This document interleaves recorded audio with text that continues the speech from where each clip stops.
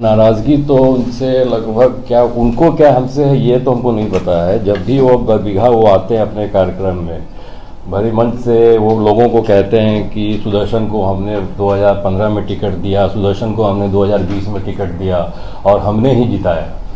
अरे जिताने हराने का काम तो जनता के द्वारा होता है, वो वोट करती है।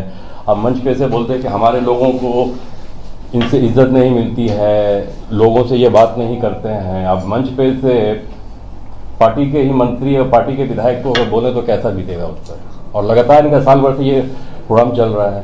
अब कल भी इनका प्रोग्राम था हमारे विधानसभा में, कम से कम आप एक कॉल करके विधायक को तो बोले होते। आना नहीं आना वो बात की बात है, वो एक कॉल भी नहीं गया, ना विभाग की तरफ से कॉल आया।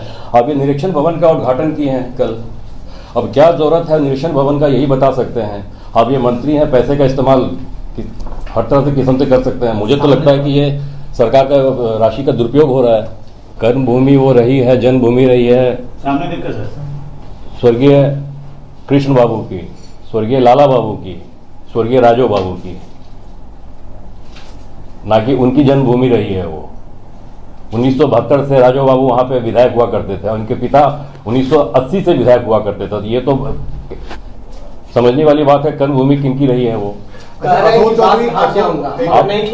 अरे बांस घाट जाने की बात तो उनके लिए तो बांस घाट किसी को भेजना आम बात है, आम बात है। हमारे स्वर्गीय राजो बाबू भी साजिश के तहत वो बांस घाट चले गए, हमारे पिता भी चले गए। अब हो सकता है हमारी तैयारी में लोग लगे हों, मतलब उनके पीछे भी उनका ही हाथ था, आप मानते हैं? हाथ था नहीं था, साजिश करता थे वो। ये सब लोग ये जानते हैं ये कौन है इनके साजिश करता है। के कार्यक्रम में मुर्दाबाद वगैरह के नारे लगे। अब मुख्यमंत्री जी 27 तारीख को जमुई गए किसी पुल को देखने के लिए, पुल काफी क्षतिग्रस्त था वो। अब उस जिले के ये प्रभारी मंत्री थे, भवन मंत्री, कम से कम उनकी तो जवाबदेही बनती है उस पुल के बारे में मुख्यमंत्री जी को अवगत करवाना कि ये पुल टूटा है, क्या है, नहीं है। अब उनके कारण हमारे नेता को बात सुनना पड़ता है, पार्टी की छवि खराब हो रही है उनके कारण।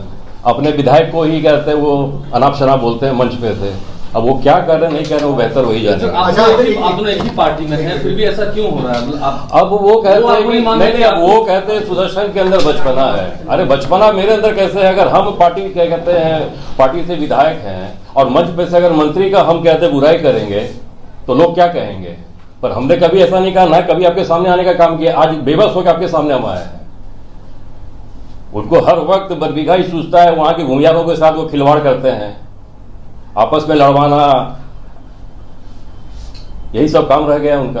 अच्छा, आगे आपका क्या कदम होगा? मुख्यमंत्री से भी आपने मुलाकात की है, बात की है? नहीं, मुख्यमंत्री जी तो हमारे नेता हैं और नेता रहेंगे, उनसे हमने सारी बात कही है। अब इनको तो खुद समझ आ जाना चाहिए था कि कितना ये परेशान करेंगे अपने विधायक के, कहते हैं अपने विधायक को, अपने पार्टी के विधायक को। बचपना हमारे अंदर है कि उनके अंदर, उनको जाके देखना चाहिए ना। हमने तो कभी मंच पे से कहते हैं उनकी बुराई नहीं की, हमने तो कभी मंच पे से ये नहीं कहा कि हमारे वन मंत्री कहते हैं सही काम नहीं कर रहे हैं, गलत काम कर रहे हैं। सुदर्शन जी, ये भी अशोक चौधरी ने आरोप लगाया है कि आपको राजनीति में वो आगे बढ़ा है, आपको दूसरे पार्टी में कांग्रेस में वो लाया, फिर जेडीयू में भी आप उनके साथ गए। राजनीति तो हमारे कहते हैं खून में है ना। 1972 से ही हमारे कहते हैं दादा स्वर्गीय राजो वो राजनीति कर रहे हैं। वो क्या लाएंगे, वो क्यों करेंगे? वो किसी को टिकट दे सकते हैं, जिता नहीं सकते हैं। वो जिताने हराने का काम जनता करती है, जनता का प्यार मिल रहा है। सुदर्शन जी, एक आपने गंभीर आरोप लगाया है कि एक खास जाति को टारगेट कर रहे हैं और इस्तेमाल कर रहे हैं। कौन? अशोक चौधरी के बारे में आपने आरोप लगाया है कि खास जाति पर वो, मतलब आपने भूमिहार जाति के बारे में बोला कि भूमिहार के नेताओं को परेशान कर रहे हैं। ये आरोप का क्या है आधार? अब देखिए ना आधार क्या है, किस तरह बार बार वो हमारे विधानसभा में इंटरफेयर करते हैं, हमारे बारे में अनाप शनाप मंच पे से बोलते हैं।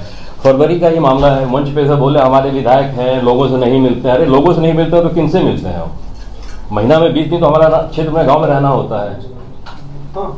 अब उनके दिमाग में क्या चल रहा है, वो क्या करना चाह रहे हैं, बेहतर वही बता पाएंगे। बताइए ना क्या मंशा है। सर एक सवाल है जी, बरबीघा में अशोक चौधरी इतना इंटरेस्टेड क्यों हो रहे हैं? क्या परिवार के किसी को सेट करने के लिए इंटरेस्टेड? अब जैसे कि लोगों को कहना है, कहीं कहीं उनके दामाद भी कहीं लोगों को कहते हैं कि भाई हमारा कहते हैं जो दामाद है वो नवादा लोकसभा बीजेपी से लड़ने की तैयारी में है। शायद इस वजह से वो बरबीघा के भूमियारों को इकट्ठा कर रहे हैं। सबसे बेवकूफ़ वो बरबीघा के भूमियारों को समझते हैं।